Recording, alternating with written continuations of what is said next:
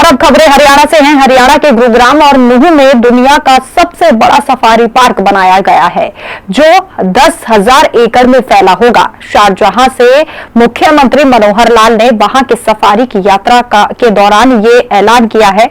Safari park से पर्यटन के साथ ही वन्य जीवों का संरक्षण भी होगा। मनोहर लाल के साथ वहां केंद्रीय मंत्री भूपेंद्र सिंह भी मौजूद रहे।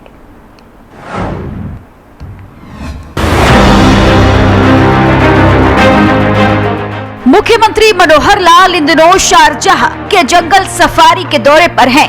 उन्होंने गुरुग्राम में नूंह में दुनिया के सबसे बड़ी सफारी पार्क बनाने का ऐलान किया। मुख्यमंत्री ने कहा कि इससे हरियाणा को पर्यटन हब के रूप में विकसित करने में ये परियोजना काफी महत्वपूर्ण साबित होगी। जंगल सफारी में एक बड़ा herpetarium, aviary, bird park, big cats के 4 जोन, शाकाहारी जानवरों के लिए एक बड़ा क्षेत्र, विदेशी पशु पक्षियों के लिए एक क्षेत्र, एक underwater world, nature trails, visitor tourism zone, botanical garden, biomes, equatorial, tropical, coastal, desert park का हिस्सा होंगे। मुख्यमंत्री मनोहर लाल के साथ केंद्रीय मंत्री भूपेंद्र सिंह भी बुधवार को दुबई रवाना हुए। उन्होंने कहा कि सफारी पार्क राज्य को पर्यटन हब के रूप में विकसित करने की दिशा में एक महत्वपूर्ण परियोजना होगी। गुरुग्राम में नूंह में सफारी पार्क बनने से अरावली पर्वत श्रृंखला को संरक्षित करने में मदद मिलेगी। इससे स्थानीय लोगों को रोजगार मिलेगा, ग्रामीणों को होम स्टे नीति का भी फायदा मिलेगा। हरियाणा के अरावली इलाके में कोई भी राष्ट्रीय उद्यान नहीं है। अगर वहां पर जंगल सफारी आती है, तब दिल्ली में असोला भट्टी वन्य जीव अभयारण्य से राजस्थान के सरिस्का वन्य जीव अभयारण्य तक वन्य जीव कॉरिडोर की रक्षा करने में मदद मिलेगी। दुबई में मुख्यमंत्री मनोहर लाल ने दुबई के सर्राफ ग्रुप के सरफाफुद्दीन सर्राफ से मुलाकात की। दुबई में मुख्यमंत्री ने कुछ निवेशकों से भी मुलाकात की और कई परियोजनाओं को लेकर चर्चा की। बातचीत के दौरान हरियाणा में बुनियादी ढांचे के विकास और निवेश के अवसरों से संबंधित मुद्दों पर भी चर्चा हुई। गुरुग्राम में शिखा शर्मा के साथ ब्यूरो रिपोर्ट, यूएई हिंदी खबर।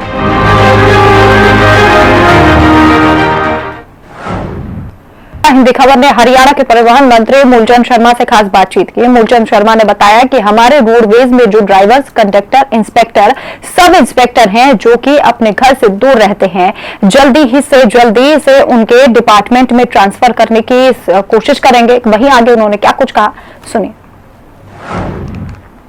हरियाणा में लगातार जो ट्रांसफर का माहौल है वो शुरू हो चुका है। ऐसे में अब बात करें परिवहन की, तो वहाँ भी बहुत जल्द जो ट्रांसफर है वो होने वाले हैं और इसके लिए हमारे परिवहन मंत्री हैं मूलचंद शर्मा, उनसे बात करते हैं। सर, अब आपके खेत में भी जो ट्रांसफर का माहौल है वो शुरू होने वाला है, तो किस किस डिपार्टमेंट में जो ट्रांसफर है वो होने वाले हैं? नहीं, हमारा जो हरियाणा रोडवेज का जो महकमा है, चाहे कंडक्टर है या ड्राइवर है या क्लर्क है, इंस्पेक्टर है, सब इंस्पेक्टर है, इस तरह के जो बहुत लंबे समय से दूर बैठे हैं, घर से दूर हैं, कोई बीमारी का कारण है, इन सब लोगों को ट्रांसफर पॉलिसी में ऐड किया जाएगा और जल्दी से जल्दी को ट्रांसफर करने का प्रयास करेंगे। तो जो ये ट्रांसफर है ये किस बेसिस पे होने वाला है, कि जो कितने टाइम से जॉब कर रहा है या किस डिपार्टमेंट में है या अपने घर के पास रहता है, किस चीज को देखकर ये जो ट्रांसफर किए जाएंगे? जो लंबे समय से बैठा है, और लंबे समय से ये भी नहीं है कि हमारा मतलब कोई आदमी लंबे समय से बैठता है उसको 100 किलोमीटर दूर फेंकना, ये भी कोई हमारा उद्देश्य नहीं। हमारा उद्देश्य ये है कि जो आदमी है जहाँ रोडवेज को लाभ मिले उन ट्रांसफर। सर, आप बहुत जल्दी जो 1000 नई बसें हैं वो खरीदने वाले हैं, तो कितनी जल्दी जो ये सौगात जो है वो हरियाणा के लोगों को मिलने वाली है और वो कौन कौन से रूट होंगे जहाँ पर ये बसेस जो है वो चलेंगी? हमारे सरकारी रूट है जहाँ 10 रूट चलते थे, आज 4 चल रहे थे, 3 चल रहे हैं। कहीं 10 फेरे लगते थे, आज 3 लग रहे, 4 लग रहे। उसको बढ़ाना है, रूट तय है, उनकी गति बढ़ानी है, गति देनी, रूट की गति बढ़ानी, फेरे की गति बढ़ानी है और इससे क्या है कि लोगों को लाभ मिले। कहीं 2 घंटे वेटिंग के 3 घंटे वेटिंग होगी, जो वेटिंग है रूट की उसको कम करना। तो ये थे हमारा मूलचंद शर्मा का कहना है कि जो यात्रा कांग्रेस ने निकाली है वो भारत जोड़ने के लिए नहीं, अपने परिवार को जोड़ने के लिए, और जो ट्रांसफर होने वाले हैं उसका फायदा कहीं ना कहीं जितने भी जो परिवहन में लोग हैं उनको मिलेगा। मैं आपके साथ शिखा शर्मा, हिंदी खबर, चंडीगढ़। और वहीं कुरुक्षेत्र गुरुकुल के प्राकृतिक खेती केंद्र का अवलोकन करने उत्तर प्रदेश सरकार का उच्च स्तरीय डेलीगेशन पहुंचा, जिसका स्वागत प्रदेश के शिक्षा मंत्री कंवरपाल गुर्जर ने किया। डेलीगेशन में उत्तर प्रदेश के कृषि शिक्षा एवं कृषि अनुसंधान मंत्री सूर्य प्रताप शाही, गन्ना विकास मंत्री लक्ष्मी नारायण चौधरी, राज्य मंत्री उद्यान कृषि दिनेश प्रताप सिंह, राज्य मंत्री कृषि बलदेव सिंह, उत्तर प्रदेश सरकार के मुख्य सचिव, कृषि उत्पादन आयुक्त, गन्ना मुख्य सचिव ने गुरुकुल प्राकृतिक खेती का निरीक्षण किया। देखिए, आज हम लोग उत्तर प्रदेश के माननीय मुख्यमंत्री योगी आदित्यनाथ जी के निर्देश पर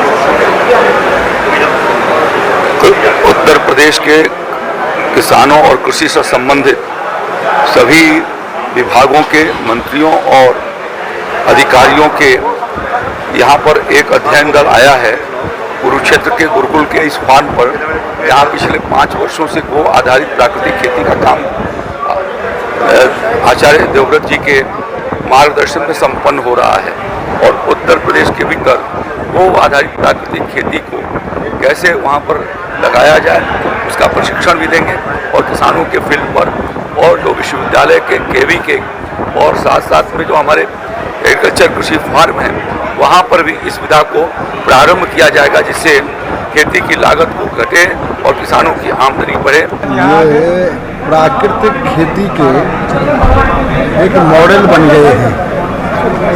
उन्होंने स्वयं गुरुकुल में प्राकृतिक खेती करके ये दिखा दिया है कि किसान की यदि 2 गुनी आय करनी है, ज़मीन को यदि ग्लोबल वार्मिंग से बचाना है, पानी को बचाना है, तो किसानों को प्राकृतिक खेती करनी ही पड़ेगी।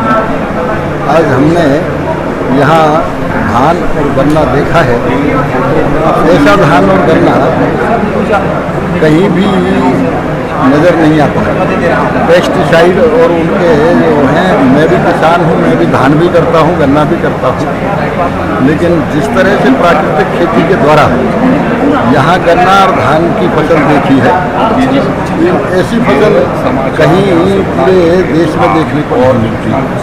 इसलिए मेरा सभी किसानों से और सरकारों से भी ये अनुरोध है कि पृथ्वी को ग्लोबल वार्मिंग से बचाने के लिए, पानी की कमी को देखते हुए और ये प्रदूषण को बचाने के लिए हमको प्राकृतिक खेती करनी चाहिए। हम पूरे मंत्रिमंडल के साथ और अधिकारियों के साथ इस गुरुकुल के फार्म हाउस पे आए हैं, और हमने हर अलग अलग फसल का, जो कि उन्होंने बताया है कि प्राकृतिक खेती के, गो आधारित खेती के, इन फसलों को करने का, चाहे गन्ना है, धान है, गोभी है, अरबी है, और बैंगन की भी खेती कर रहे हैं।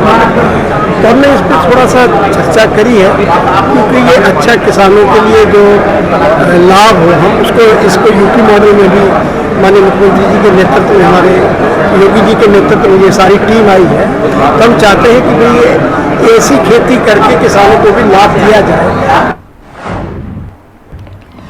और वहीं गुरुग्राम में भी तेजी से बढ़ रहा है लंपी बीमारी का खतरा। आपको बता दें कि गुरुग्राम में लंपी वायरस से अब तक 93 गायों की मौत हो चुकी है। गुरुग्राम के पटौदी और फारूक नगर में सबसे ज्यादा गाय प्रभावित है। पशुपालन विभाग लगातार गायों का टीकाकरण भी कर रहा है। अब तक 71,000 गौवंशों का टीकाकरण हो चुका है।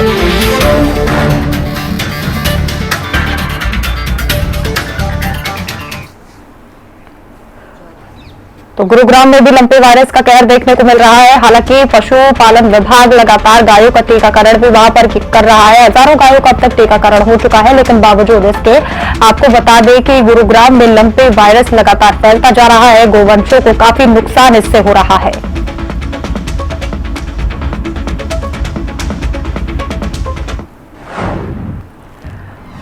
और वहीं अंबाला में भारी मात्रा में नशे की सप्लाई करने वाले मुख्य आरोपी को गिरफ्तार करने में अंबाला पुलिस ने बड़ी सफलता हासिल की है। पकड़ा गया आरोपी अफ्रीका के संबंध रखता है, जो फिलहाल नई दिल्ली में रह रहा है। अंबाला एसपी ने बताया कि नशा तस्करी की चेन के अंदर थर्ड लेयर आरोपी को गिरफ्तार किया गया है। पिछले लगभग 1-1.5 महीने से अंबाला पुलिस ने एक खास NDPS के खिलाफ अभियान चला रखा था, जिसमें हमने भारी मात्रा में कमर्शियल क्वांटिटी के अंदर हेरोइन स्मैक बरामद की। और इसमें फर्दर हमने तफ्तीश की तो उसके सोर्स जो थे वो कॉमन पाए गए और उसके ऊपर कार्रवाई करते हुए इंस्पेक्टर CIA 2 संदीप इंस्पेक्टर के नेतृत्व में CIA 2 ने, जो हमारा मेन सोर्स था जहां से काफ़ी बड़ी मात्रा में ड्रग्स को स्मगल करके अंबाला के अंदर पहुंचाया जा रहा था, उसको अरेस्ट करने में कल कामयाबी हासिल की। और वहीं Faridabad sector 12 Hooda convention hall में युवाओं के लिए रोजगार के लिए हरियाणा के रोजगार विभाग के द्वारा रोजगार मेला लगाया गया, जिसमें फरीदाबाद के करीब 1000 युवाओं ने जॉब के लिए रजिस्ट्रेशन कराया। इस रोजगार मेले में 40 कंपनियों ने शिरकत की। वहीं कार्यक्रम के केंद्रीय राज्य मंत्री कृष्णपाल गुर्जर ने 58 युवाओं को ज्वाइनिंग लेटर भी दिए। इस दौरान उन्होंने कहा कि ग्लोबलाइजेशन का जमाना है, इसलिए रोजगार को सीमाओं में बांध कर रखना नहीं चाहिए।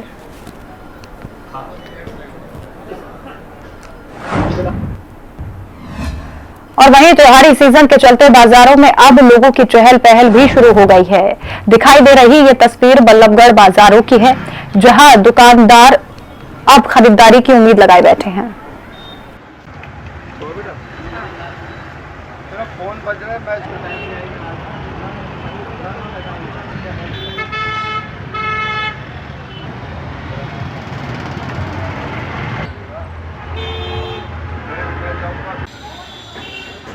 तो त्योहारों के सीजन में बाजारों में लगातार रौनकें देखी जा रही हैं और ये तस्वीरें बल्लभगढ़ के बाजार की है, जहां पर लोग लगातार पहुंच रहे हैं, खरीदारी कर रहे हैं। नवरात्रों के चलते भी चहल पहल देखी जा रही है। दीपावली और दशहरा के लिए भी लोग खरीदारी करने के लिए, शॉपिंग करने के लिए पहुंच रहे हैं। पहले तो जैसे श्राद्ध थे, काम बहुत मंदे थे, लोगों की सैलरियां भी जेब से दी हैं। अब जो नवरात्रे आए हैं, दिवाली आ रही है, लोग अपने दुकानदार अपनी तैयारियां तो कर रहे हैं, माल भी डर रहे हैं। अब देखो कितना काम निकलता है और कितना काम नहीं निकलता। सारे आस में तो बैठे हैं, काम बहुत निकलेगा। अब देखो कितना निकल रहे हैं। काम तो निकले हैं, पीछे 15 दिन के श्राद्ध रहे हैं। श्राद्ध के बाद नवरात्रे शुरू हुए हैं। नवरात्रों में बाज़ारों में रौनक बढ़ी है और काम भी निकला है। और आगे करवा चौथ का त्यौहार आ रहा है और सारे बड़े त्यौहार आ रहे हैं। दिवाली का त्यौहार आ रहा है, पहले दशहरा आएगा, फिर करवा चौथ आएगा, फिर दिवाली का त्यौहार आएगा। तो बाज़ारों में रौनक बन गई है और कस्टमर ने निकलना शुरू कर दिया है। अभी तक तो मार्केट में मंदा था श्राद्धों की वजह से।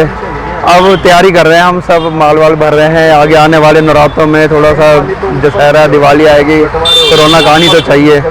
अभी तक तो मार्केट अभी उठाव थोड़ा थोड़ा हो रहा है अभी। तो फिलहाल इस बुलेटिन में मेरे साथ इतना ही। आप देखते रहे हिंदी खबर। नमस्कार।